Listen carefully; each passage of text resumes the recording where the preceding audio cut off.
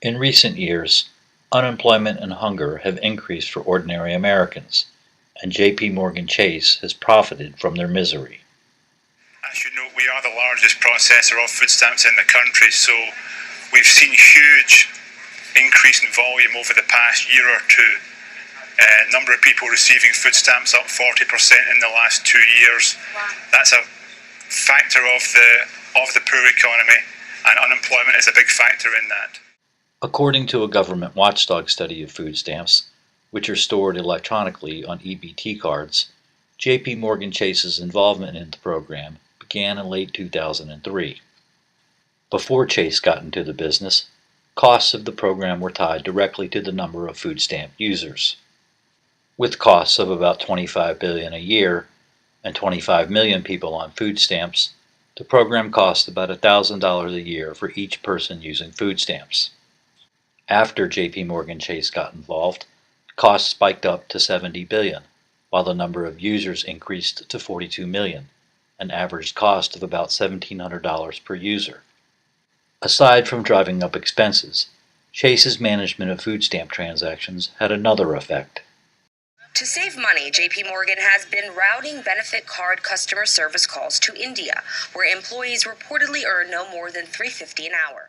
JP Chase has been able to heap enormous expenses onto food stamps at the same time it offshores jobs for one reason: political contributions to members of the agriculture committees in Congress. These committees control the USDA, which oversees food stamps. Before managing EBT transactions, Chase contributed about $100,000 a year. After, the bank's donations to committee members more than tripled. The cost of the food stamps program and Chase's contributions to Ag committee members skyrocketed together. Chase's management of food stamps is an example of how private corporate political contributions turn into massive costs shouldered by the public. Before Chase was involved, costs reflected the number of users, so that by 2010, when 42 million people used food stamps, costs should have been about $45 billion. But that's not what happened because Chase got involved, which sent costs through the roof, from $45 billion to $70 billion. This is the result of tapping Chase as the middleman. It's a surcharge on taxpayers of $25 billion a year. What drove this increase was JP Chase, upping political contributions to Ag committee members from $100,000 to $325,000 a year.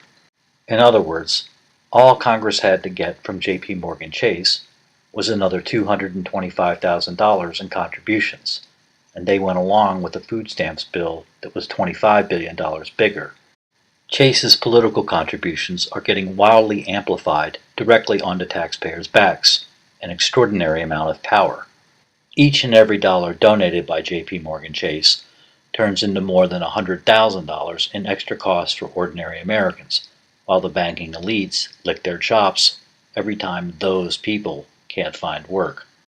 As the unemployment benefit extensions begin to expire, a lot of those people are still unable to find work, and we are seeing some of that flow across into the food stamp rolls. How the system works and who's paying for it are clear. What we don't know is who's getting the $25 billion coming out of taxpayer pockets. But certain answers, 150 million of them, can be eliminated right off the bat.